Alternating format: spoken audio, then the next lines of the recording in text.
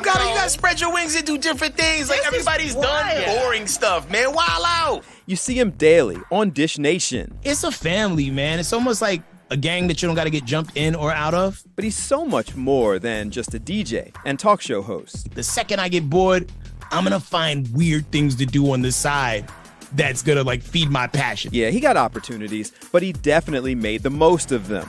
You know, everybody's handed a microphone. What you'll say into it will predicate the things that you'll be remembered for. And along with everything else, did you remember Dish Nation's Headkrack is also a hip-hop artist? And he's here on The Pulse. Let's chill out for a minute. Yo. I might be mad at this guy because there's a handful of people out there who take all the jobs. It's like it's Steve Harvey, it's Nick Cannon, it's Headkrack. You know him from Dish Nation, from radio, the hip-hop artist. Been in a couple movies. How are you, sir? Yo, I'm doing fantastic, man. How about yourself, brother? I'm good, but listen, what's the thing I was saying? Much success. I appreciate everything you're doing, but y'all take all the jobs, man. You guys make it hard out here for a brother. Well, I will say that I recently gave up one of those jobs. You know what I'm saying? Like, you know, like I had to do a Kaepernick and take a knee from radio for a minute. But, you know, between point A and point B, I may make a return at some point or another. And I'm like, you know, like soiling my other creative oats, which, you know, I always love the seasons when you get to create and do different things. Like, you know, like last year I was training to fight, you know what I mean? Yeah. And then, you know, and that was fun within itself too. And then, you know, so like now this allows me to put more time into music and stuff like that and working on like acting and also, you know, hitting the comedy circuit as well. I read about you leaving the radio show. Wasn't that your show? Like, you created the show. Radio is a very interesting thing. You know what I'm saying? I did radio for 15 years. I hear you. Okay, so you know about the politics that go on behind the scenes and, you know, the secret hands that move certain things. And then it gets to a point where you have to be like, you know, well, wait a daggone minute. You know what I mean? And decide whether or not you want to, like, you know, come and torch the place or just be like, you know, tip your hat and walk out, you know, slowly and, you know, and still have a good public standing. And I did the latter.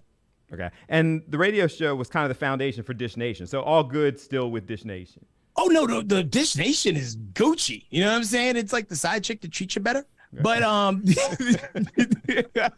but it's a valid point. When we started on that Dish Nation journey almost 12 years ago, it was on the strength of the Ricky Smiley morning show and all the players that was involved in that. But then it continued to evolve into something that didn't necessarily have to be connected to radio, which, you know, like, you know, definitely worked out for a lot of people because, you know, Portia was on the show. Portia didn't have a radio show, but, you know, we treated her, you know, just like she was part of the radio family. Yeah. And even now, like, as we've evolved, we got Tamar, we got Jesse Wu, we got my man Tanner Thompson, and it's evolved from what it began and, you know, versus what it is now. So that's kind of cool. How'd you get started in radio to get this going? So let's rewind all the way back to 2000, right? And there was a station that came to town in Dallas because I used to live there. I'm originally from New York, but then, like most New Yorkers, we found some trouble and had to go down south. I went further south than most people and went all the way to Dallas, right? And there was a station came to town called 97.9 The Beat. They didn't have any DJs. So me and my homie Kino, who's, you know, 1/3 of the rap group that I'm in called the Bodega Brothers, we was like, yo, let's make a tape and turn it in. Let's see, you know, let's get this radio show. Maybe we could do overnights. So we turned in a tape. Not only did they not want us to do overnights, they wanted us to do the 6 to 10 show, like prime time, PM. So we became their night show, eventually became the #1 night show in the city. And between point A and point B, they needed to build a new morning show. And then he took me from the night show, paired me with Ricky Smiley. And then after that, man, we was going to the moon. You glossed over the Bodega Brothers. So through this whole period of time, you've been hip-hop artist also. Slow dancing in my mind with a fine dime. Work grind time, hustling the overnights. So the kid can stand out like an overbite on a flight overnight. Staring at the clouds, praying that my grandmother see me and she proud. I feel like radio hurt my music career more than not being on the radio did, you know? Because, all right, so when I was doing nights, we worked Monday through Saturday, 6 days a week. Yeah. And now when I think about it, like, yo, that was kind of criminal. Because they would really operate in a space where, like, you should just be happy to be on the radio.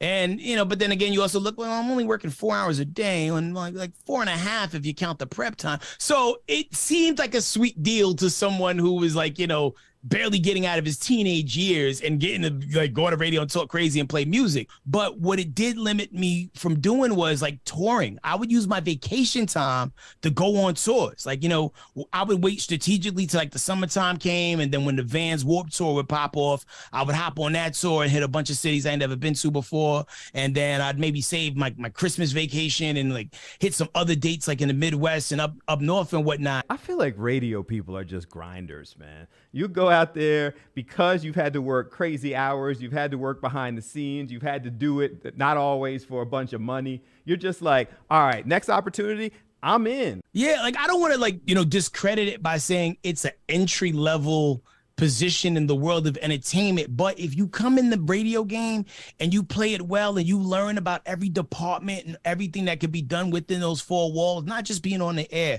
like how does sales work with on-air talent, how does production work to making the product sound better across the airwaves, it teaches you so many great things, and it makes you appreciate more things like once everything starts to come together a little bit better and pop off. I'm like on week 2 of not doing radio. So like rolling over at 6 a.m. is like the equivalent to me of like waking up at 8 a.m. You know what I mean? Like not getting up at 4 is amazing. Like I get up, I work out, I get to make sure my kids' clothes match, when they go to school, as opposed to like, they coming home and I'll be like, yo, you let them go out in that? So to be there for all those cool little moments that I've missed out on all these years, because I've been doing morning radio for like, oh my goodness, like almost 18 years. So there's a lot of things I didn't have the opportunity to participate in and be a part of. So it definitely feels weird and unique. And I know it's just temporary because I'm already getting other offers and I'm just trying to just not rush back into something because I really want the next thing I do has to be something that's like really true to my purpose and true to my brand. We talked to Sherry Shepard, who you work with all the time. Mm-hmm. She came on The Pulse with us. Iyanla Van Zant came on The Pulse with us, and both of them shared similar stories. Like it was that journey to doing something that really represents you. Once you're past that point of, wait, you want to hire me? Now, I think sometimes the initial is, wait, you gonna give me a show and my name's on it? And you don't look that deep into, do I really want my name on it? My first 4 years in radio, I would wake up every day and just like, yo, like, I can't believe that this is real. Right, they're paying me for this. This is my life, and I recognize the blessing that it is, but I also am aware of the hard work that I put in to maintain my competitive edge across the board. Next on The Pulse, Headkrack's always into something, but boxing? Like we're both from the city, so we fought before, unsanctioned. I wonder if I could still take a punch.